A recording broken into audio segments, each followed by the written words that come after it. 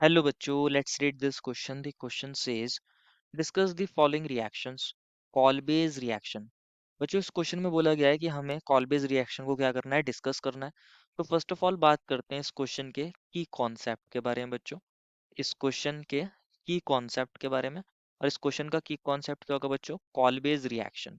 What is the key concept? The key concept is call base reaction. Basically call base reaction क्या होती है, इसके बारे में हमें पता होना चाहिए। तो कॉलवेज रिएक्शन के अंदर बच्चों हम क्या प्रिपेयर करते हैं? सैलिसिलिक एसिड प्रिपेयर करते हैं।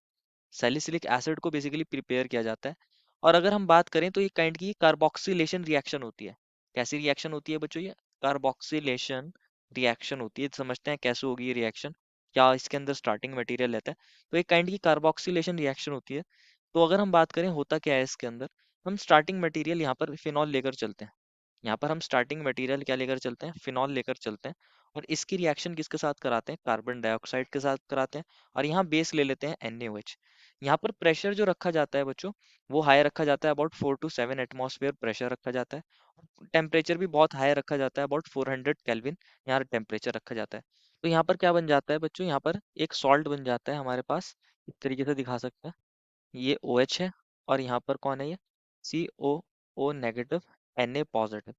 यहाँ बेसिकली अब इसको हम क्या करते हैं, H+ और वाटर से लेकर इसको क्या कर देते हैं, हाइड्रोलाइज कर देते हैं। तो हमारे पास COO नेगेटिव Na पॉजिटिव के बीच का बॉन्ड क्या हो जाता है? हाइड्रोलाइज हो जाता है। और ये कन्वर्ट हो जाता है बच्चों किसके अंदर? COOH। और यही कौन होता है बच्चों? Salicylic acid. तो यहाँ इस तरीके से सैलिसिलिक एसिड को प्रिपेयर किया जाता है और इस रिएक्शन को कॉल बेस रिएक्शन बोला जाता है। क्या बोला जाता है इस रिएक्शन को? Call base reaction. तो अगर हम बात करें इसके मैकेनिज्म की, कैसे ये रिएक्शन प्रोसीड करती है, तो इसको समझते हैं। इस रिएक्शन के अंदर क्या होता है बच्चों? हम यहाँ फिनॉल लेते हैं। और फिनॉल की रिएक्शन CO2 और NaOH के साथ करा रहे थे। तो NaOH में क्या होता है बेसिकली? NaOH एक स्ट्रॉन्ग बेस होता है, अच्छा बेस होता है। यहाँ Na positive OH negative. OH negative क्या काम करता है बच्चों? इस H+ को एब्स्ट्रैक्ट कर लेता है। और जब ये H+ को एब्स्ट्रैक्ट करेगा तो यहाँ ऊपर नेगेटिव आएगा। यहाँ पर ऊपर नेगेटिव आएगा। तो यहाँ पर बन जाएगा हमारा फिनॉक्साइड आयन। क्या बन जाएगा? Phenoxide ion. और यहाँ Na पॉजिटिव भी होगा। तो सोडियम फिनॉक्साइड आयन बन गया यहाँ पर।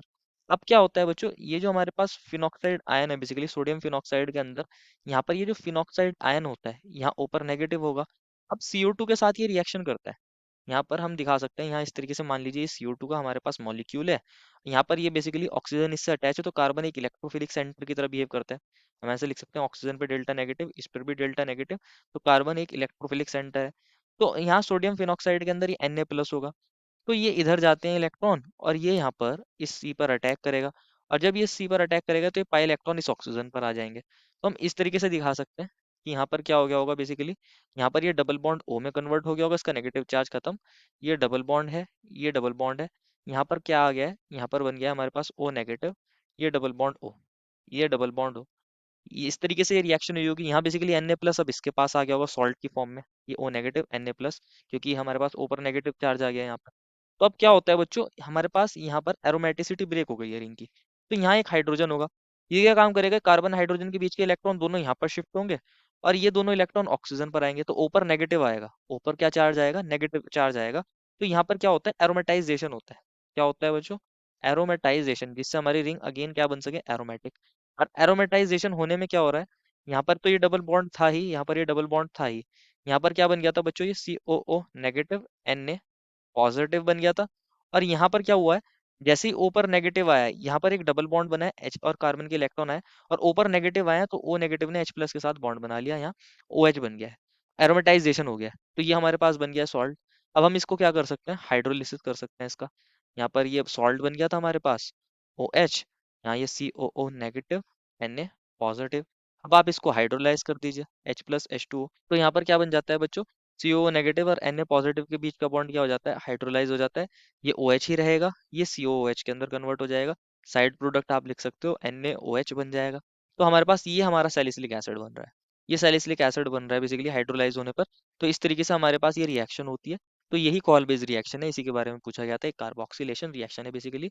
तो this is the final answer. I hope you understood it well and best of luck.